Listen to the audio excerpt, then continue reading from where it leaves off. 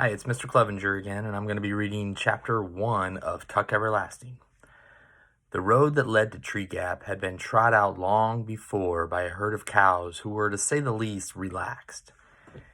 It wandered along in curves and easy angles, swayed off and up in a pleasant tangent to the top of a small hill, ambled down again between fringes of bee-hung clover, and then cut sideways across the meadow. Here its edges blurred. It widened and seemed to pause, suggesting tranquil bovine picnics, slow chewing, and thoughtful contemplation of the infinite. And then it went on again, and came at last to the wood.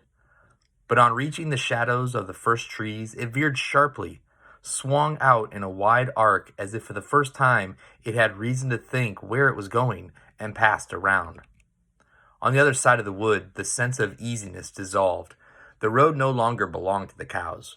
It became, instead, and rather abruptly, the property of people. And all at once, the sun was uncomfortably hot, the dust oppressive, and the meager grass along its edges somewhat ragged and forlorn. On the left stood the first house, a square and solid cottage, with a touch-me-not appearance, surrounded by grass cut painfully to the quick, and enclosed by a capable iron fence some 4 feet high, which clearly said, "Move on, we don't want you here." So the road went humbly by and made its way past cottages more and more frequent, but less and less forbidding, into the village. But the village doesn't matter, except for the jailhouse and the gallows. The first house only is important. The first house, the road, and the wood. There was something strange about the wood. If the look of the first house suggested you better pass it by, so did the look of the wood, but for quite a different reason. The house was so proud of itself that you wanted to make a lot of noise as you passed by, and maybe even throw a rock or two.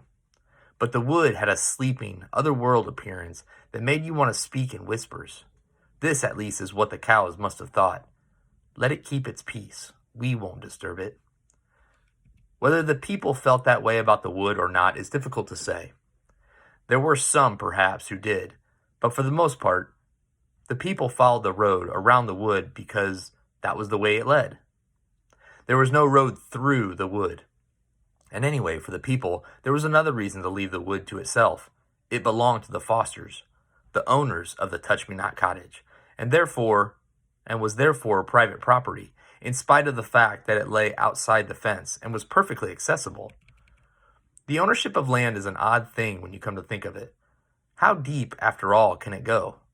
If a person owns a piece of land, does he own it all the way down in ever-narrowing dimensions till it meets all other pieces at the center of the earth? Or does ownership consist only of a thin crust under which the friendly worms have never heard of trespassing? In any case, the wood, being on top, except of course for its roots, was owned bud and bough by the Fosters in the Touch-Me-Not cottage. And if they never went there, if they never wandered in among the trees, well, that was their affair. Winnie, the only child of the house, never went there, though she sometimes stood inside the fence, carelessly banging a stick against the iron bars, and looked at it. But she had never been curious about it. Nothing ever seems interesting when it belongs to you, only when it doesn't. And what is interesting, anyway, about a slim few acres of trees? There will be a dimness shot through with bars of sunlight, a great many squirrels and birds, a deep, damp mattress of leaves on the ground, and all the other things just as familiar if not so pleasant, things like spiders, thorns, and grubs. In the end, however, it was the cows who were responsible for the wood's isolation, and the cows, though through some wisdom they were not wise enough to know that they possessed, were very wise indeed.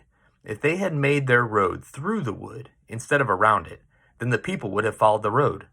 The people would have noticed the giant ash tree at the center of the wood, and then, in time, they'd have noticed the little spring bubbling up among its roots, in spite of the pebbles piled there to conceal it. And that would have been a disaster so immense that this weary old earth, owned or not to its fiery core, would have trembled on its axis like a beetle on a pin.